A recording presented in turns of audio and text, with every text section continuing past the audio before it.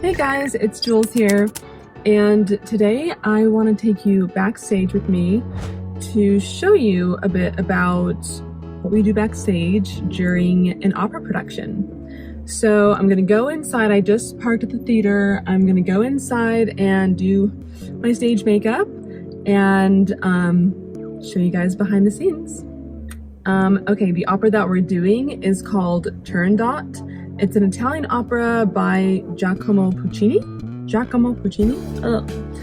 And it's like a very intense opera, lots of big, loud singing. It's kind of like when you think of opera, this is what you think of. Okay, so I'm excited to take you guys backstage with me, and I'll see you there. Bye.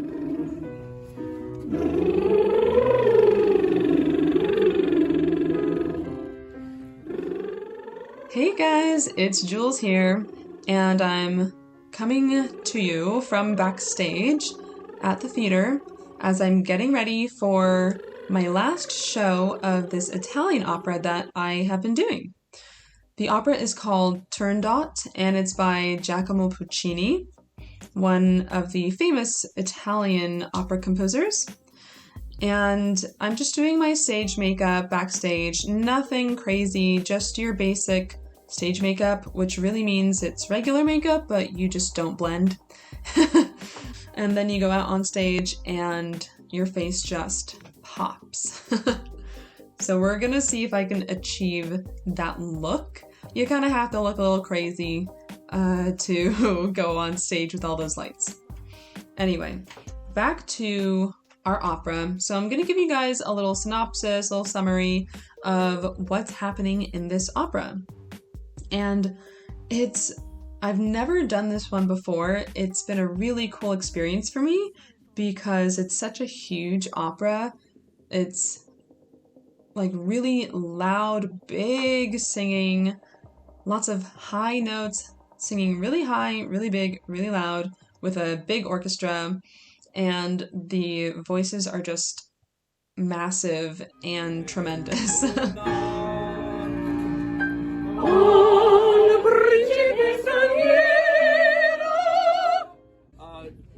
I want more weight for the dash notes. Al principe straniero. Can you weight each 16th note a little bit more? Slide on it. And Al principe straniero. And then sopranos, don't forget to pull back dynamically on the E flat so you can crescendo it. Al principe straniero. I need a little pull back there. All right, let's do the bar before it. Then enigmis sono tres una. Al principe straniero offri la prova vita o Turandot. I've been really impressed with the principal cast, so those are like the main leads for this show, because their voices just really pierce the air. It's like, I don't know, sometimes teachers will say you have to sing like a laser, your voice has to be laser-like and just really cut through the orchestra, cut through the music, and their voices do just that. It's been amazing to work with such talented people. So, I'm going to go through the plot from the beginning. This opera, even though it's in Italian, because it's written by an Italian composer, it's set in ancient China, in Peking, China, back in the ancient days. Now, I will say that when this opera was composed, I don't even know if the composer Puccini had ever been to China. He just knew, oh, that's an exotic place, quote unquote exotic, you know? And so some of the things that he put into the opera would not be, are just not PC nowadays. So opera has to, you know, grow with the times. So we don't do makeup to try to make ourselves look Asian or look Chinese like they used to do back in the day when doing this opera, because that's not cool. There are still, you know, characters whose names are, I would say, kind of racist.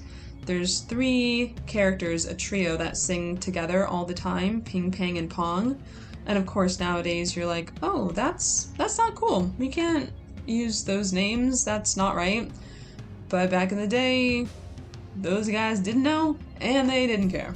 There was some random woman in the audience after like the dress that was like, oh, I liked your geisha makeup, and I was like, this is just my foundation shade. Also wrong country. Also what? This is not what we're going for. But she was like, she's older, so I think she was kind of like, oh yes, kind of just like, yes. That's normal. That's what we should be doing. No. No, it's not. Keep me out of this narrative. I would like to be excluded from this narrative. I'm not part of this, please. So, you know, doing an opera like this, you do have to be careful. You have to think about the modern times. So we did still, like with people who had light colored hair, blonde or like light brown, they did have to like wear wig caps or wear a wig.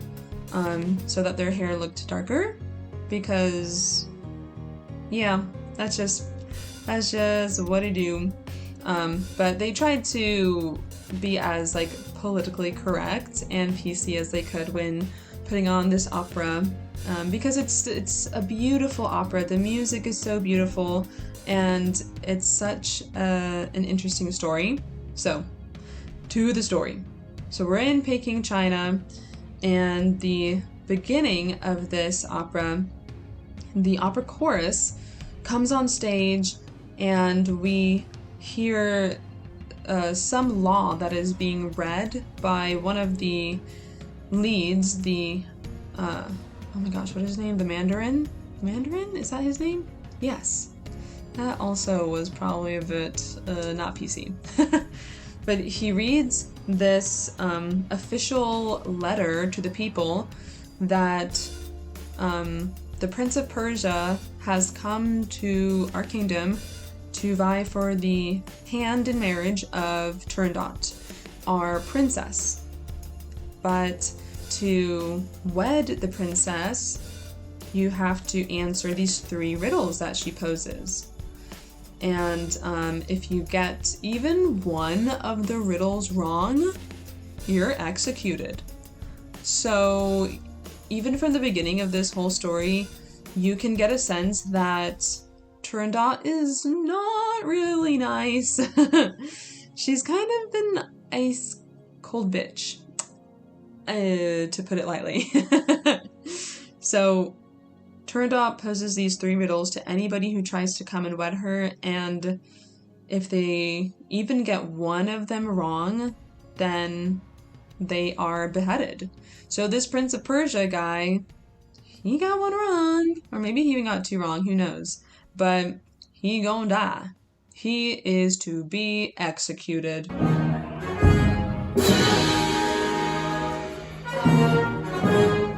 It's honestly, being part of the opera chorus is so much fun, because you get to kind of create your own character, you get to interact with everybody on stage and just do the craziest things sometimes.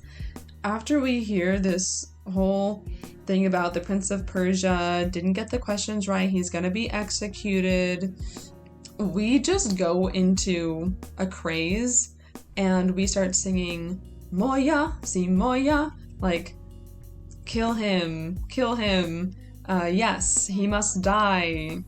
So the lyrics that we're singing in the beginning are very bloodthirsty.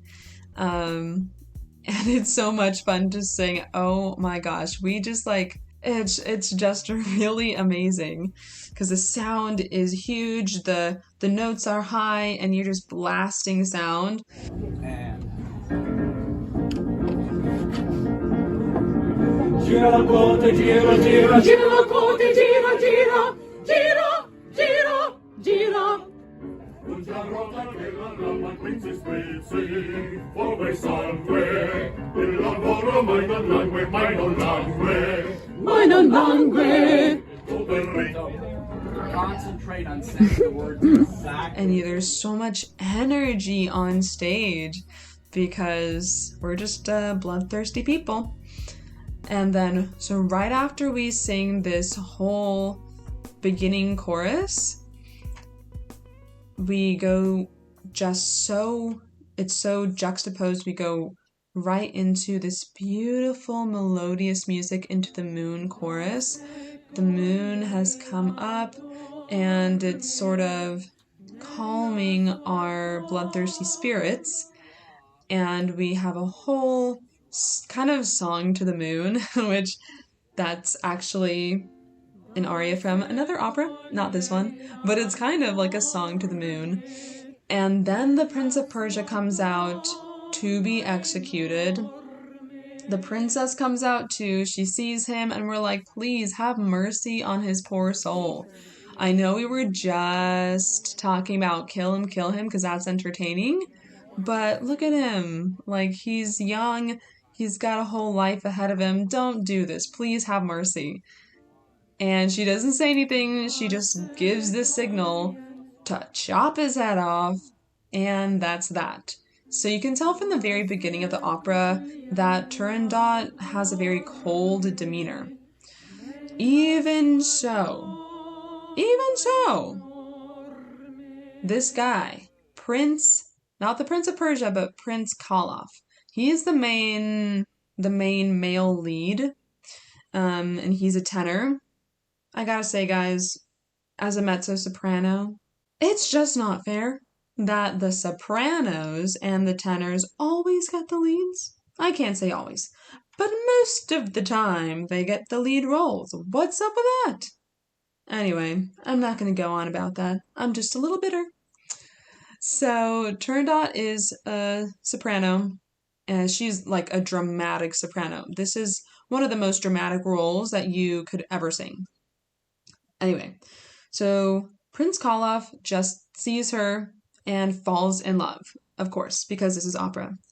Now, he is a prince of some neighboring kingdom that we assume was overthrown. We don't get a lot of backstory about him and his people, but he's in a foreign land with people that are, you would assume, kind of his enemies, sort of. Their people have been enemies for centuries, probably. So Prince Calaf sees her, falls in love, and then he sings a bunch of stuff about, oh my god, she's a mirage of beauty.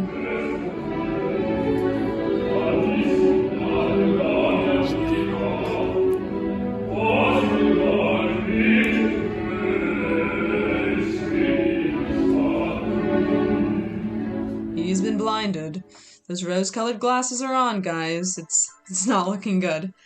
And he also reunites with his father, who used to be an emperor, but they were overthrown, so that's not happening anymore. And he's blind, too. Man, this poor guy. Lost his kingdom, lost his eyes. I don't know if he was always blind, but he's blind. So it's the old emperor, his name's Timur, and then his maid, we don't want to say slave, but like servant maid, that is looking after him and taking care of him in this new land that they've traveled to. They reunite with the Prince Calaf. Then Prince Calaf is like, so that girl was really pretty. Yeah, that princess. So I think I'm gonna try to go talk to her and solve those riddles. So she can be mine. Yeah. And everybody else is like, dude, what are you doing? Everybody dies from trying to answer these riddles. What makes you think you can do it? But he's just blinded by beauty. So he is taken away by Ping, Pang, and Pong, who are servants of the Emperor, I guess to go see Turandot and answer these riddles. Oh, and just so we know, just so we're clear, the servant girl who's helping the Prince Calaf's father, Timur, so the servant girl, her name is Liu, and she's definitely in love with the prince.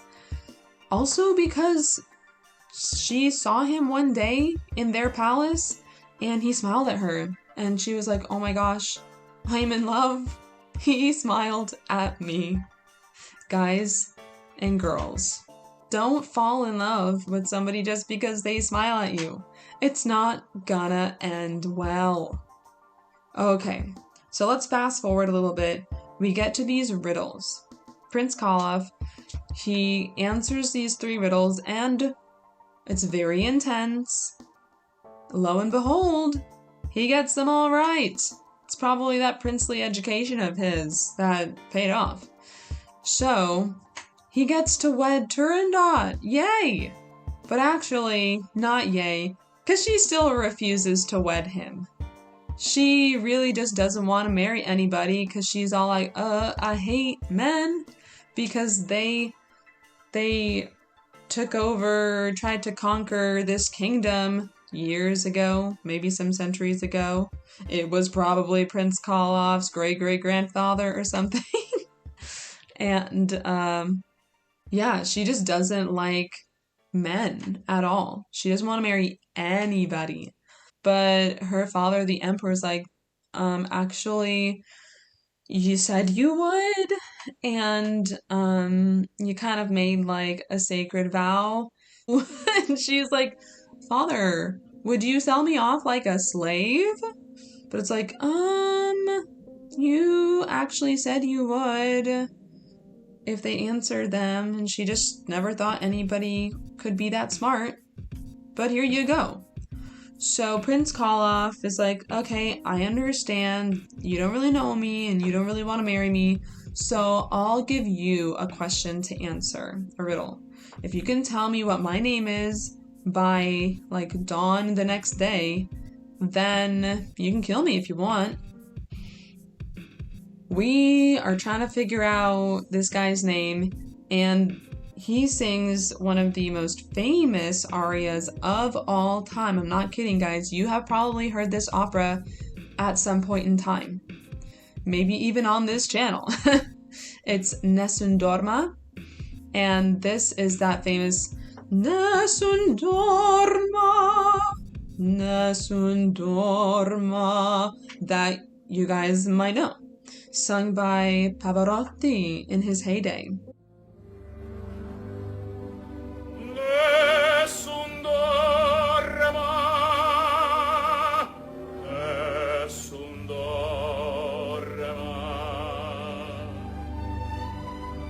Tu, mare mio mistero è chiuso in me, il nome mio nessuno saprà, no, no, sulla tua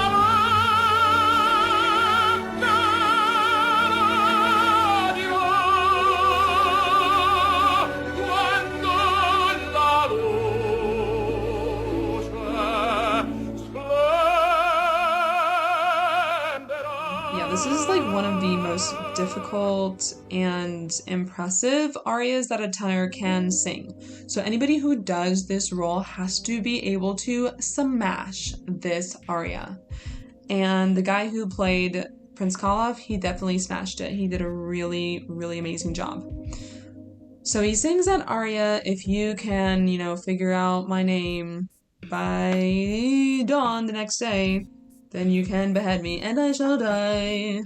No one shall rest until we figure out what this guy's name is.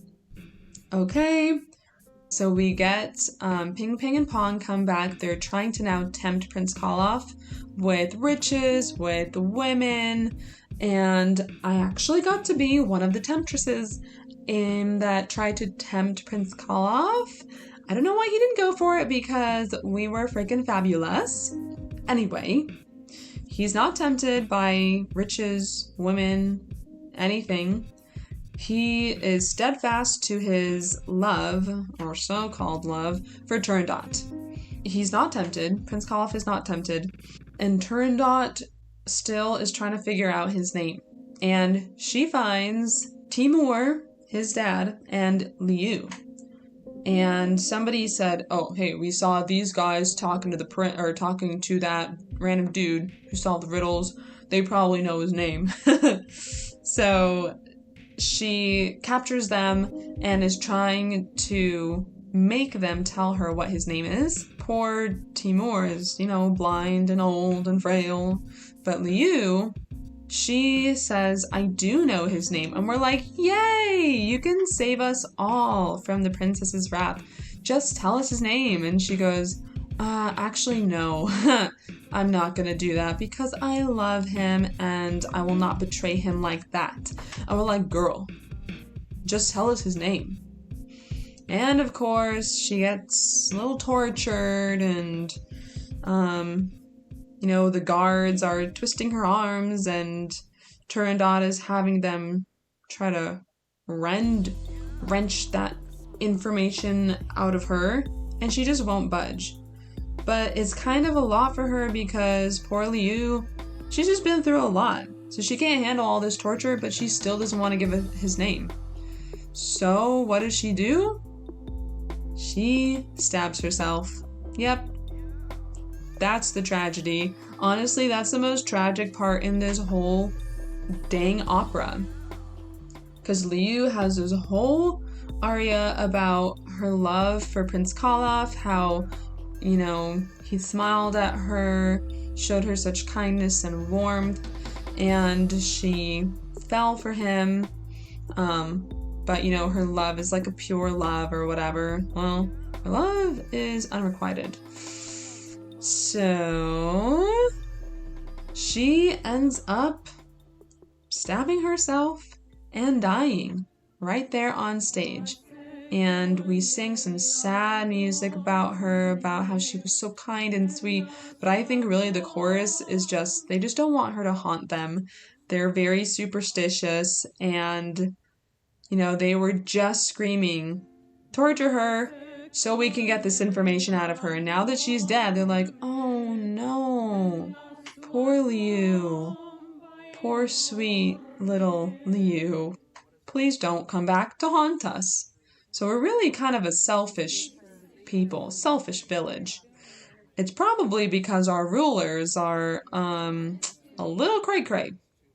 Okay, so now guys, we're nearing the end. I know this is long, but we're nearing the end. He finally gets some time alone with Turandot in the garden, and he kisses her. They have a moment, and she's swayed, by the touch of a man.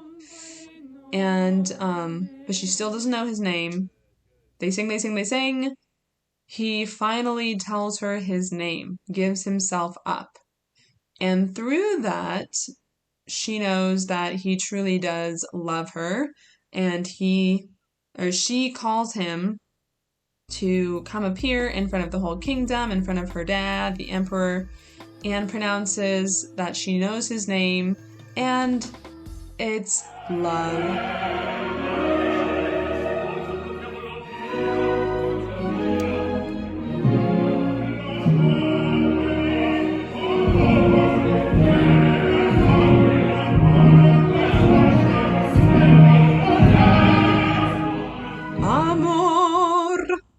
Okay, and then we all sing our happy-go-lucky big finish ending, and that's the opera.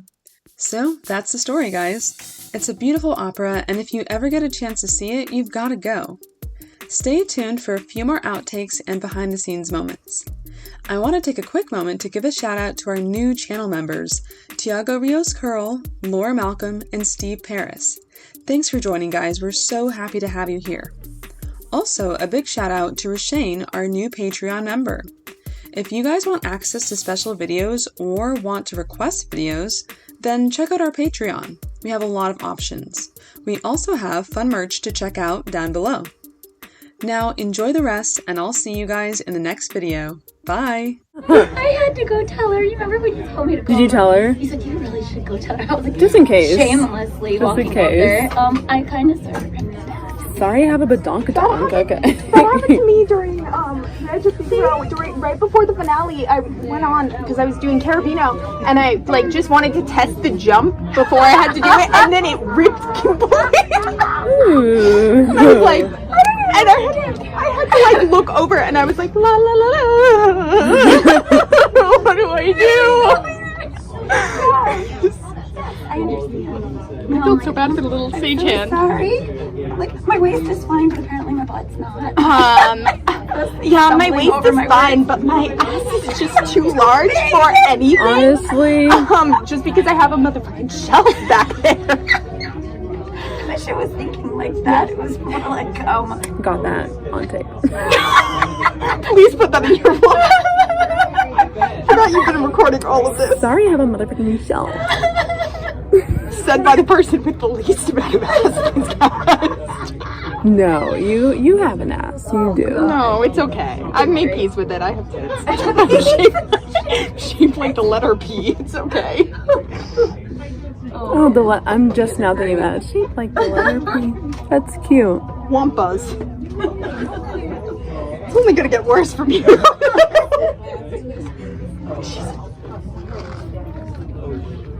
Okay. I'm coming. I'm coming.